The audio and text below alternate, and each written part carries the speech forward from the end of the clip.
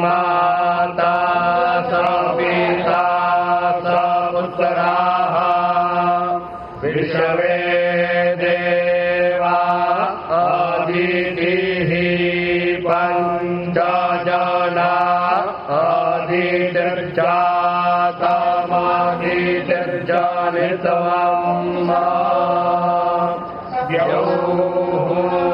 शान्तिरन्तरिक्षगो शान्तिः पृथिवी शान्तिरापः शान्तिरोषधयः शान्तिः वनस्पतयः शान्तिर्विश्वे देवाः शान्तिर्ब्रह्म शान्तिः सर्वतो शान्तिः शान्तिरेव शान्तिः सामा शान्तिरेव जतो यतः समीहसे ततो नो अभयं गुरु शन्नः गुरुप्रजाभ्यो भयन्नः पशुभ्यः शान्ति शान्ति शान्तिः।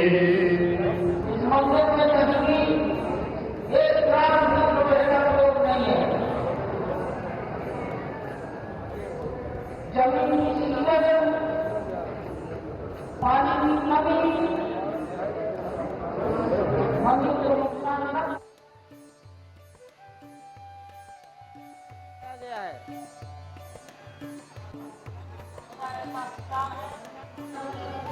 पानी नहीं होता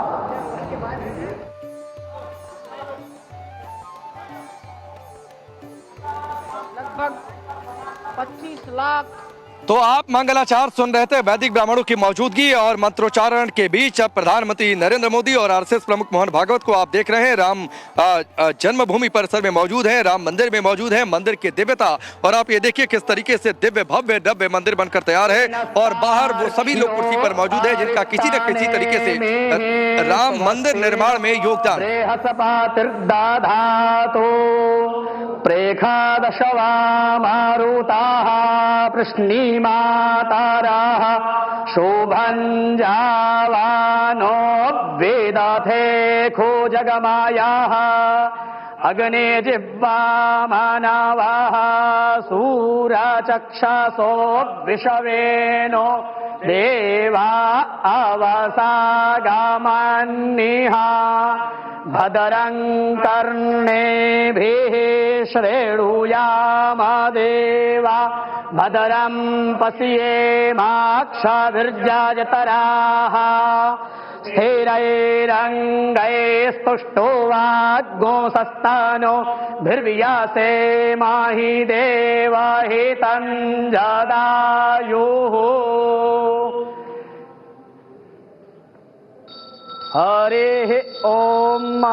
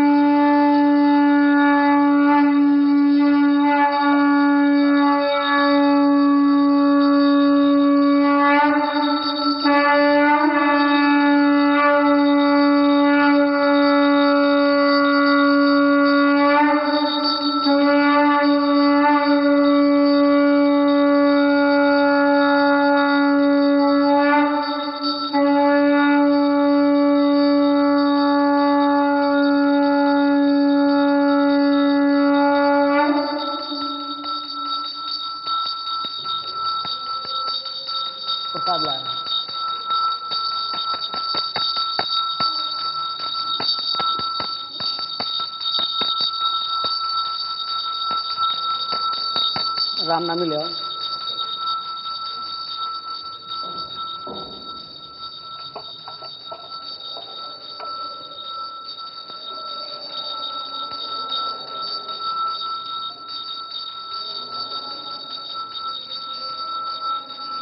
अकाल मृत्युहरणं सर्वव्याधिविनाशनं श्रीराम शरणपादोदकं पीत्वा पुनर्जन्म न विद्यते।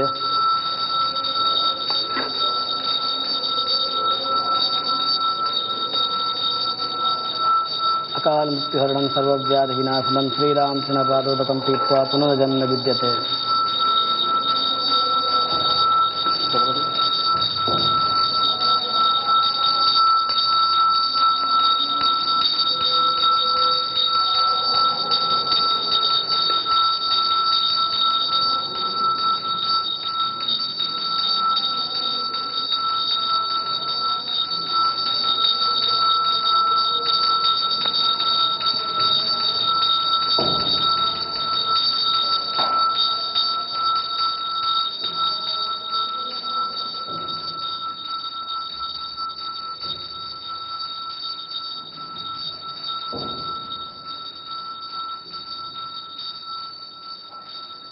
महाराज जी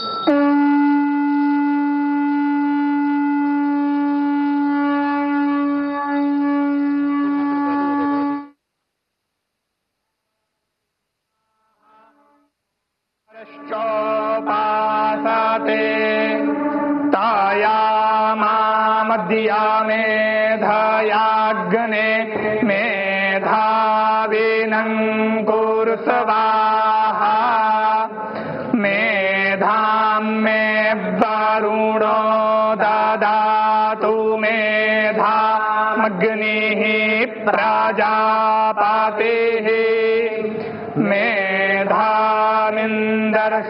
वायुश्च मेधां धाता ददातु मे स्वाहा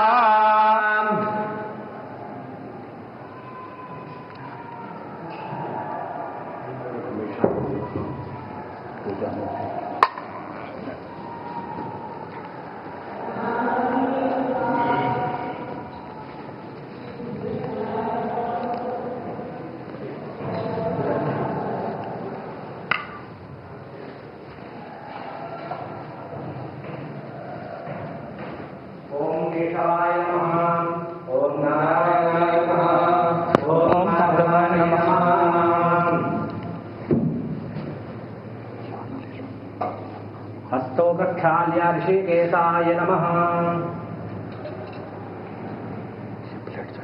ओम अपवित्रः पवित्रो वा सर्वावस्थाङ्गतोऽपि वा यस्मरेत् पुण्डरीकाक्षं वायाभ्यन्तरः शुचिः पुण्डरीकाक्षः पुनातु पुण्डरीकाक्षः पुनातु पुण्डरीकाक्षः पुनातु। स्वस्ति तिलकम्। ॐ स्वस्ति न इन्द्रो वृद्धशरावाः स्वस्ति नः पूषा विश्ववेदाः स्वस्ति नस्तार्क्ष्यो अरिष्टनेमिः स्वस्ति नो बृहस्पतिर्दधातु।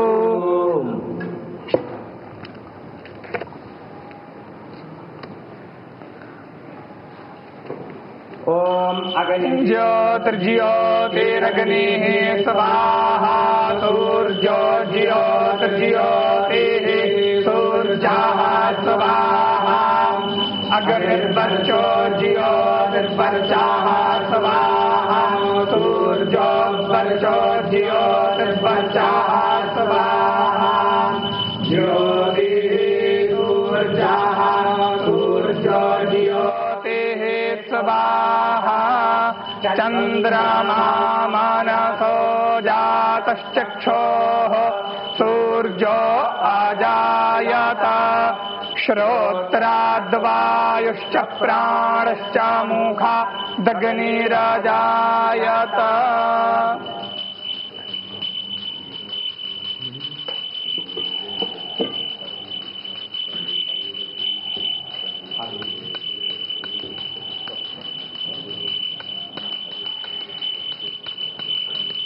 ओम नमो भगवते उत्तम श्लोकाय नम आर्यलक्षणशील व्रताय नम उपशिक्षितात्मन उपासित लोकाय नमः साधुवाद निगषणाय नमो ब्रह्मण्य देवाय महापुरुषाय महाराजाय नमः।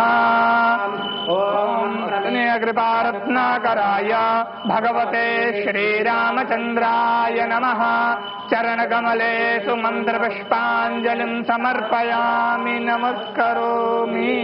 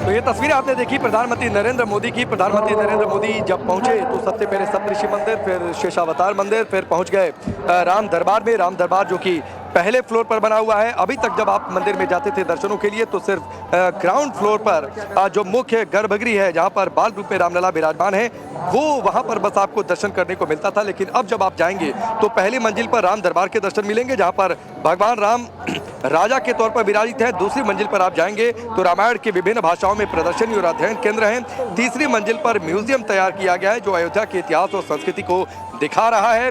और इसके अलावा जो राम दरबार का जो फ्लोर है यानी जो पहला मंजिल है, जो फर्स्ट फ्लोर है, ये 5 अलग अलग मंडपों से सजा हुआ है। नृत्य मंडप, रंग मंडप, कीर्तन मंडप, सभा मंडप, प्रार्थना मंडप है। 140 नक्काशीदार खंबे हैं जिन पर देवी देवताओं की कलाकृतियां तैयार की गई हैं। और रामलला की जब प्राण प्रतिष्ठा हुई थी 22 जनवरी 2024 को, तब जो है जब प्राण प्रतिष्ठा हुई थी तब सिर्फ गर्भगृह में रामलला को विराजित किया गया था। 4 जून को जो है जहां पर राजा राम और सीता जी की मूर्तियों के नेत्र खुलवाए गए थे। और फिर उसके बाद अब आज हम मौजूद हैं जब राम मंदिर अपने संपूर्णता की ओर है, जब राम मंदिर के मुख्य शिखर पर धर्म ध्वजा फहराई जानी है, पताका फहराई जानी है। तब यहाँ पर अब संपूर्णता की ओर जब ये राम मंदिर बढ़ चला है और इसके बाद निश्चित तौर पर जब ये एहसास होगा कि राम मंदिर संपूर्ण हो गया, संपूर्ण तरीके से बन गया, तब यहाँ पर पहुंचे हुए प्रधानमंत्री नरेंद्र मोदी, आरएसएस प्रमुख मोहन भागवत के साथ में। और बार बार हम इस बात का जिक्र कर रहे हैं कि खास तौर पर आज के कार्यक्रम में वैसे लोगों को आमंत्रित किया गया है जो आप बाहर भीड़ देख रहे हैं लोगों की, ये कहीं ना कहीं से वो लोग हैं जो राम मंदिर आंदोलन में शामिल रहे या फिर राम मंदिर निर्माण में सहयोग दिया या फिर अयोध्या के प्रबुद्ध लोग हैं जिन्होंने बाहर से आने वाले लोगों को मदद दी है। तो ये तस्वीरें राम दरबार की आपने भव्य तस्वीरें देखी जहां पर प्रभु राम विराजित हैं माता सीता के साथ, लक्ष्मण जी हैं, हनुमान जी विराजित हैं। तो ये तस्वीरें हमने देखी हैं, राम दरबार की तस्वीरें, और प्रधानमंत्री नरेंद्र मोदी हैं रामलला के सामने ग्राउंड फ्लोर पर जहां पर मुख्य गर्भगृह है, और इसके बाद अभिजीत मुहूर्त में ध्वजा फहराई जानी है। और आप अयोध्या में किसी से आप बातचीत करिए, लोग अलग अलग बातों का जिक्र कर रहे हैं। लोग कह रहे हैं कि 5 सदियों की 500 सालों की जो तपस्या थी वो आज अयोध्या नगरी में फलीभूत हो गई है। रामलला अपने राजमहल में विराज तो पहले ही गए थे जब प्राण प्रतिष्ठा 2024 में हुई थी, लेकिन अब वो जो घरौदा था वो दिव्य भव्य महल बन चुका है। और अब ये लगता है कि हाँ, त्रेता युग में भी अगर प्रभु राम जब अपने बचपन में राजा दशरथ जी के महल में होंगे और घूमते होंगे, भ्रमण करते होंगे, तो शायद ऐसा ही दिव्य और भव्य महल होगा। त्रेता युग में भी मंदिर की नींव बहुत पहले शिलान्यास के दौरान जब रखी गई थी तब भी हमने प्रधानमंत्री नरेंद्र मोदी को देखा था। इसके बाद प्राण प्रतिष्ठा हुई और आज जब संपूर्णता की ओर ये मंदिर है तब भी प्रधानमंत्री नरेंद्र मोदी वहां पर पहुंचे हुए हैं। और खासतौर पर आपने जो ये राम दरबार देखा, ये मकराना के सफ़ेद संगमरमर के पत्थरों से ये तैयार किया गया है। और अयोध्या में आप जिस गली में चले जाइए या अयोध्या में जो बाहर से लोग दर्शनों, राम दिनेशाचार्य महाराज जी हमारे साथ जुड़ चुके हैं, सीधे उनका रुख कर लेते हैं। राम दिनेशाचार्य महाराज जी, अद्भुत दिव्य महल प्रभु राम का अपने संपूर्णता की ओर ध्वज पताका फहराए जाने में सिर्फ चंद लम्हे बाकी हैं, कुछ पल बाकी है। आपके मन में क्या चल रहा है? एक संत के तौर पर, एक भक्त के तौर पर, एक अयोध्यावासी के तौर पर बहुत सारी बातें हैं, बहुत भावनाएं हैं। देखिए, ये एक अद्भुत और अविस्मरणीय पल होने जा रहा है कि इतने संघर्षों के बाद जो वर्तमान की पीढ़ी है ये बहुत भाग्यशाली है कि आज जो केसरिया ध्वज लहराएगा वो मात्र एक ध्वज नहीं है। मुझे लगता है कि पहली बार मुगलों के द्वारा जो आक्रमण करके हमारे मंदिरों और अस्मिता को समाप्त किया गया था, पहली बार उस विजय पताका को देखने का सौभाग्य वर्तमान पीढ़ी और हम संत प्राप्त कर रहे हैं। जिस ध्वज के नीचे हम सर्वे भवन्तु सुखिना की बात करते हैं और जो ध्वज संपूर्ण विश्व को छत्र छाया देने की बात करता है और जिस भारत के नीचे आकर के विश्व गुरु स्वीकार करता है पूरी दुनिया इस भारत को, मुझे लगता है कि उसी की प्रतिष्ठापना होने जा रही है ध्वज के रूप में। और ये देखना एक संत के तौर पर, एक भक्त के तौर पर, एक सनातन धर्मी होने के तौर पर कि आज वो मंदिर जहां आप विराजमान हैं, हम विराजमान हैं, जिस अयोध्या में मां सरयू का जल आपको पता है लाल हो गया था, कितने लोगों ने अपने प्राणों का बलिदान दिया है, कितने लोग बड़े बड़े संतों को, चाहे वो पूज्य वैद्यनाथ जी महाराज हों, चाहे वो परमहंस जी महाराज हों, चाहे वो स्वामी हरियाचार्य जी महाराज हों, चाहे वो अशोक सिंघल जी हों, उनके मृत्यु के समय जब उनसे बात किया गया था तो उनके नैनों में केवल एक स्वप्न था, बस राम मंदिर बन जाए। लेकिन वो स्वप्न देखने का सौभाग्य आज की इस वर्तमान पीढ़ी को प्राप्त हो रही है, जो केवल स्वप्न नहीं है, साकार होते दिख रहा है। भव्य दिव्य भवन, प्रासाद, उसका निर्माण, उसकी पूर्णता और पूर्णता के साथ साथ आज ये विजय पताका जो ध्वजारोहण के साथ आज भगवा ध्वज जब भगवान श्री राम के उस मंदिर के प्रासाद पर, उस मंदिर पर दिव्यता के साथ प्रधानमंत्री जी फहराएंगे, तो मुझे लगता है कि ये कीर्ति पताका विश्व को छांव देने वाला होगा, विश्व को आनंद देने वाला होगा। वो लोग कहाँ हैं जो राम मंदिर आंदोलन से जुड़े रहे? वो लोग कहाँ हैं जो इन्होंने राम मंदिर निर्माण में सहयोग दिया? शायद आज के दिन का इंतजार था, शायद इंतजार इस बात का था कि राम मंदिर अपने संपूर्णता की ओर बढ़ चले और फिर उन लोगों को बुलाया जाए जो राम मंदिर आंदोलन में साथी रहे, फिर उन लोगों को बुलाया जाए जिन्होंने राम मंदिर निर्माण में सहयोग दिया, फिर अयोध्या के उन लोगों को बुलाया जाए जिन्होंने अयोध्या में बदलाव को देखा, फिर उन लोगों को बुलाया जाए जो अयोध्या में रामलला को विराजित होते हुए इस पूरे कालक्रम के साक्षी बने। तो शायद इंतजार इस बात का था, इसीलिए प्राण प्रतिष्ठा में हमने वीआईपीज़ का जमघट देखा था। लेकिन आज साधु संतों का जमघट है, आज जमघट है वीएचपी के लोगों का, आज जमघट है उन लोगों का जो राम मंदिर आंदोलन में जुड़े रहे, जिन्होंने राम मंदिर निर्माण में चंदा दिया, सहयोग दिया या किसी भी प्रकार से अपना गिलहरी स्वरूप भी योगदान दिया, उन लोगों को आज बुलाया गया है राम मंदिर परिसर में।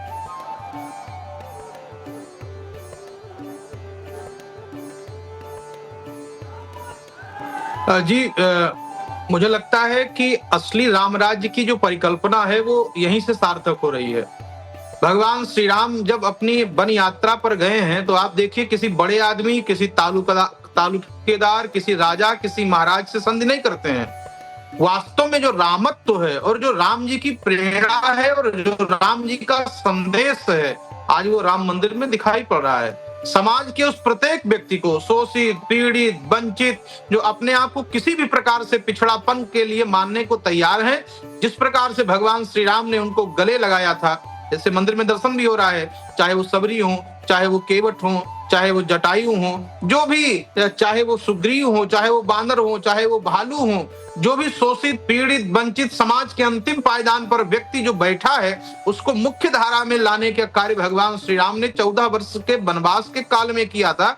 मुझे लगता है वही छवि आज ट्रस्ट ने यहाँ पर उपस्थित किया है कि भगवान श्री राम का मंदिर बन रहा है, ये राष्ट्र का मंदिर है और राष्ट्र के मंदिर में उन लोगों की सहभागिता है जिस प्रकार से रावण से युद्ध करते समय भगवान श्री राम की सेना ना तो अयोध्या से गई, ना तो मिथिला से गई। अयोध्या की सेना की आवश्यकता भगवान श्री राम ने नहीं समझी, वहीं के लोगों को उपस्थित किया, बंदर, भालू, शोषित, पीड़ित, वंचित सारे लोगों को इकट्ठा करके और रावण जैसे इतने बड़े राजा को समाप्त करके और रामत्व की स्थापना किया है। आज जब भव्य राम मंदिर का निर्माण हो रहा है और निर्माण पूरा होने के बाद दो बातें मैं आपसे जरूर जानना चाहूंगा। एक तो गर्भगृह के दर्शन तो प्राण प्रतिष्ठा के समय हुए थे, आज जब पहली बार देश ने देखा था, लेकिन उसके बाद भी लोग पहुंचते रहे। आज पहली बार ऐसा हुआ है राम दरबार के दर्शन हुए हैं। राम दरबार में प्रभु राम राजा के तौर पर विराजित है। ग्राउंड फ्लोर पर आप चले जाइए तो बाल रूप में विराजित है, फर्स्ट फ्लोर पर चले जाइए राम दरबार में राजा के रूप में विराजित है, सोने का मुकुट है, सफेद मकराना के संगमरमर है और जो अलग अलग खंबे कलाकृतियां हैं उनमें देवी देवताओं की मौजूदगी, जैसे ये लगा कि प्रभु राम के दरबार में पूरा स्वर्ग वहां पर विराजित है और एक ऐसा संसार है जो आगे आने वाले समय में कई पीढ़ियों को शायद ये संदेश भी देगा। एक तो ये बात, और दूसरी बात है कि आने वाले समय में इस बात की भी चर्चा होगी कि इतना दिव्य भव्य महल, जिसकी चर्चा हम पहले भी कर चुके हैं, जो बिना किसी लोहा सीमेंट के स्तंभों पर खड़ा किया गया है, तकनीक के तौर पर खड़ा किया गया है, अजर अमर अविनाशी। निश्चित रूप से पहली बात तो यह है कि जब भगवान श्री राम वन पथ से लौट करके आए संघर्षों के बाद, और देखिए एक साम्यता मैं आपको बताऊं यहाँ पर कि जिस प्रकार से भगवान श्री राम ने जीवन में कष्ट उठाया और कष्ट उठाने के बाद तब वो अयोध्या के सिंहासन पर विराजमान हुए, तो बालक राम का जब हम दर्शन करते हैं तब उनके संघर्षों को याद करते हैं कि भगवान श्री राम पैदा होने के बाद और फिर कितने संघर्ष के बाद वो राजा राम बने। और जब वो राजा राम बने तो केवल राजा इस रूप में नहीं बने, इक्ष्वाक वंश में बहुत सारे राजा हुए हैं, इस रूप में केवल राजा नहीं बने।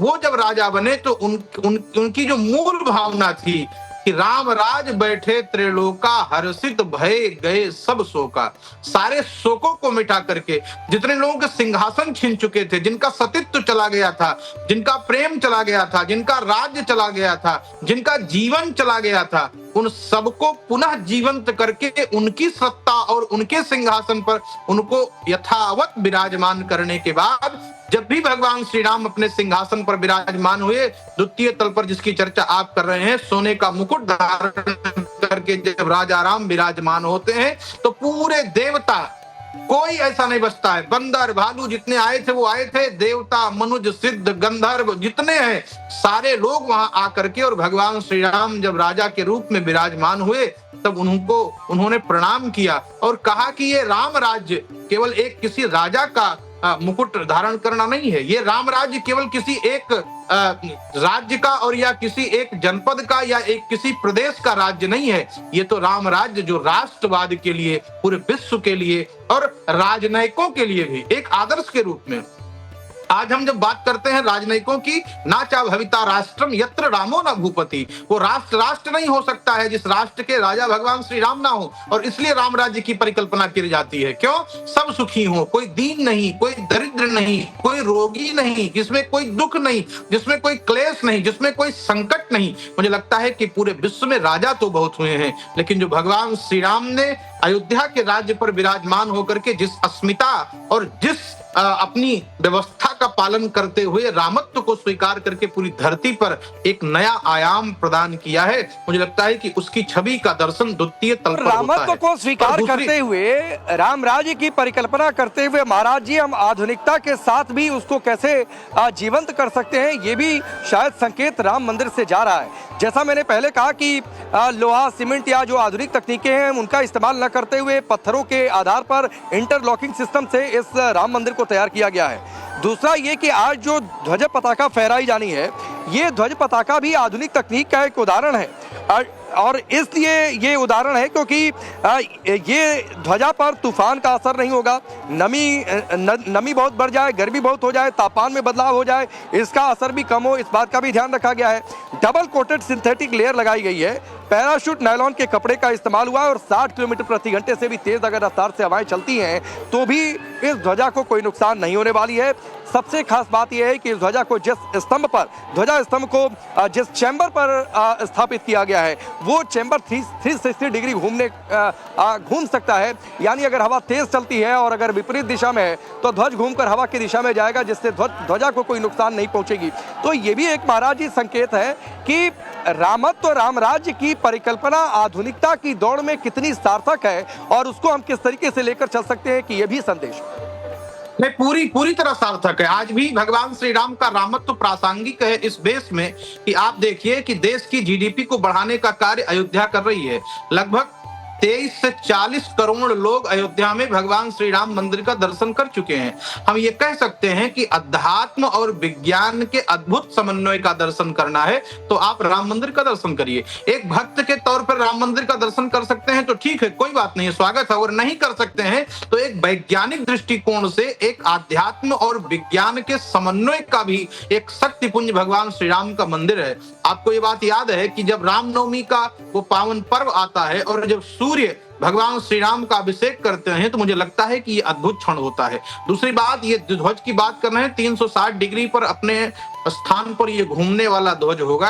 और दूसरी बात, इतने लोग जब यहाँ से आते हैं, आप देखिए यहाँ सड़कें कितनी अच्छी हो गई, पहले भी आपने अयोध्या को देखा होगा, रेलवे स्टेशन कितना अच्छा हो गया, इंटरनेशनल एयरपोर्ट की स्थापना हो गई, अच्छे यहाँ पर कारोबार, कितनी जीडीपी की बढ़ोतरी। मुझे लगता है कि देश को बढ़ाने के लिए भगवान श्री राम तो अपनी एक मर्यादा का पालन करते ही करते हैं, साथ में जीवनों उपयोगी के लिए, उनके जीवन को चलाने के लिए किस प्रकार से राम मंदिर सार्थक हो रहा है, मुझे लगता है कि इसका अनुभव आप स्वयं आकर के इस अयोध्या में कर रहे होंगे। पहले भी आप अयोध्या आते रहे होंगे और आज भी आप अयोध्या में हैं। आप चर्चा करेंगे वहां के लोगों से, वहां के जनमानस से, वहां से जन समुदाय के, वहां साधु महात्मा संतों से, मठ मंदिरों से, रहने वाले किराएदार लोगों से करेंगे। उनके जीवन में आप देखिए कि अध्यात्म के साथ साथ कहीं ना कहीं उनके जीवन में धनोपार्जन की भी व्यवस्था बढ़ी है, क्योंकि भगवान श्री राम संपत्ति, सुख और वैभव के साथ साथ, शांति के साथ साथ सब कुछ समन्वय का नाम ही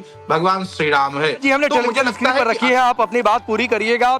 लगातार हमने राम दरबार की छवि को टेलीविजन स्क्रीन पर रखा है, क्योंकि पहली बार आप राम दरबार को देख रहे हैं, दर्शन कर रहे हैं। अब जब आप रामलीला के दर्शन करने पहुंचेंगे तो आपको प्रथम तल पर भी जाने की अनुमति होगी, और वहां पर आपको राम दरबार के दर्शन होंगे, दिव्य दर्शन होंगे। साथ ही आप उन खंभों को भी निहारिएगा जिन पर देवी देवताओं की कलाकृतियां हैं। आपको एहसास होगा कि आप इस लोक को छोड़कर शायद किसी और लोक में पहुंच गए हों, शायद वो देवनगरी, शायद वो स्वर्ग जैसा एहसास, एक आपको अलग दिव्य भव्य एहसास होगा। इसके साथ ही स्क्रीन के निचले हिस्से में जब प्रधानमंत्री नरेंद्र मोदी राम जन्मभूमि परिसर में पहुंचे तो आप ये देखिए, सबसे पहले वो सप्तऋषि मंदिर में गए थे, अन्नपूर्णा मंदिर में गए थे दर्शन करने के लिए। इसके बाद शेषावतार मंदिर में पहुंचे थे, सप्तऋषियों के उन्होंने दर्शन किए थे, फिर राम दरबार में पहुंचे थे, और अब रामलला के समक्ष हैं, वहां पर उन्होंने पूजन पाठन किया है, अर्चना की है। और ये तस्वीरें लगातार आप राम दरबार को निहारिए। राम राज्य की बहुत सारी बातें होती हैं, राम राज्य जिसमें कोई दुखी ना हो, सबको सुख मिले, सबको उसका अधिकार मिले,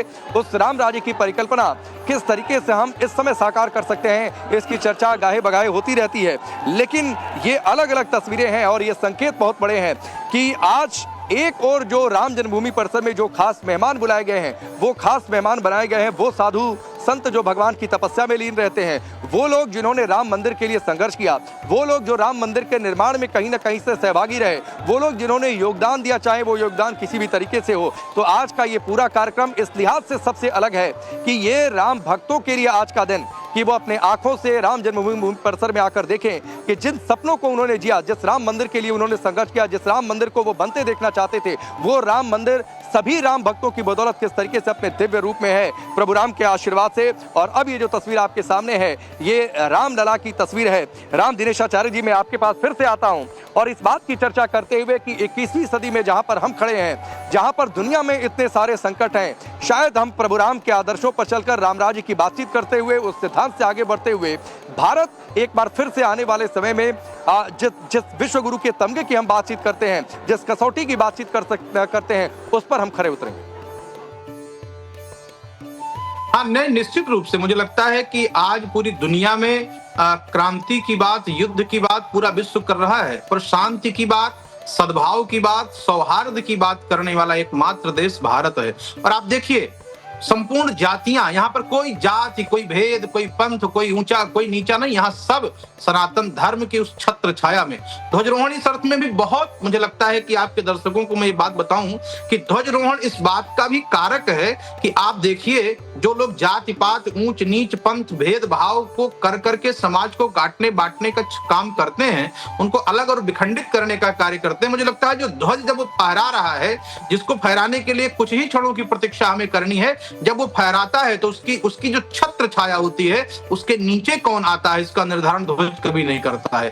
वो किस जाति का है, किस पंथ का है, किस पाति का है और किस संप्रदाय का, इसका कोई नहीं। मानव मात्र के लिए मुझे लगता है, और मानव मात्र की चिंता करने वाला मात्र एक कोई राष्ट्र है तो वो देश है जो विश्व के कल्याण की बात करता है, जो लोगों को निरोगी रहने की बात करता है, पूरे विश्व में शांति की स्थापना की बात करता है। और विश्वगुरु हम परमाणु बम के लिए नहीं है, विश्वगुरु हम युद्ध के लिए नहीं है, विश्वगुरु हम इस अर्थ में लिए हैं क्योंकि हमारे पास चरित्र है, हमारे पास मर्यादा पुरुषोत्तम भगवान श्री राम जैसा वो उदात्त चरित्र है, जो संपूर्ण समाज को गले लगाते हैं अपने राज्य का परित्याग करके, जो सिंहासन और सत्ता का परित्याग करके गिरजन पुरजन, दीनहीन, मलिन, छीन, शोषित, पीड़ित, वंचित समाज के अंतिम पायदान के व्यक्ति को, जो राजा से मिल नहीं सकता है, राजा स्वयं उसके पास जाकर के और उसको गले लगा रहा है। और मुझे लगता है इस अर्थ में यह भारत विश्वगुरु है, और विश्वगुरु का तमगा भारत को निश्चित रूप से प्राप्त होने वाला है, क्योंकि भगवान श्री राम मंदिर में विराजमान हो गए हैं। उनका ध्वज पताका जब इतनी ऊंचाई से फहराएगा तो वो केवल भारत के लोगों को अपना आयाम, भारत के लोगों को अपनी छत्र छाया नहीं, विश्व को उसकी छत्र छाया प्राप्त होगी, जो शांति की होगी, जो संभाव का होगा, जो आनंद का होगा, और जो सबको एक साथ समेट करके मानवता के लिए जो परिवेश का निर्माण होने वाला है। मुझे लगता है राम मंदिर के ध्वजरोहण के इस कार्य के बाद संपूर्ण विश्व उसके नीचे आकर के और अपने आप को आनंदित सोचेगा कि नहीं, मुझे कोई ना कोई छत्र छाया देने वाला है, तो वो छत्र छाया भगवान श्री राम के मंदिर से राष्ट्र के मंदिर की परिकल्पना को पूरी करते हुए हमें प्राप्त हो रहा है।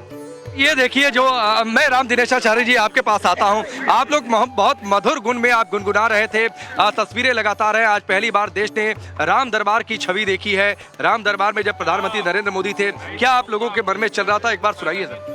बहुत खुशी है। मोदी जी, योगी जी अयोध्या में कार्य कर रहे हैं, 2009 राम जन्मभूमि 400-500 वर्ष बाद ये बहुत बड़ी सौभाग्य की है। जन्म जन्मांतर से हमारे जो सौभाग्य, बहुत बड़ी सौभाग्य है कि अयोध्या में हम लोग के आपके बीच में बहुत खड़े हैं। एक सरकार थी कि 90 और 95 यही गोली चली, एक सरकार थी, ये देखिए भगवा जय श्री राम। जब हमारा सनातनी नहीं रहेगा तो हम भारत देश के कहे हिंदू, कहे ये वो, कहे कौन जा, तो हिंदू राष्ट्र घोषित करना चाहिए। मोदी जी को करेंगे, उसके बाद राम जन्मभूमि बन गए है, बारी है वहाँ। आप लोग कुछ सुना रहे थे? नहीं सुनाएंगे, सुनाएंगे। सुनाइए जरा। वैदिक मंत्रों के द्वारा जो उच्चारण पहले हुआ वैदिक है, मंत्र सुनाएंगे आपको 2-4 लाइन, उसके बाद मतलब भजन सुनाएंगे। हरे हे ओम स्वस्ताय स्वस्ति न इंद्रो बृहस्पतिर्वाः स्वस्ति नः पूरुषा विश्ववेदाः स्वस्ति नस्तार्क्ष्यो अरिष्टनेमिः स्वस्ति नो बृहस्पतिर्दधातु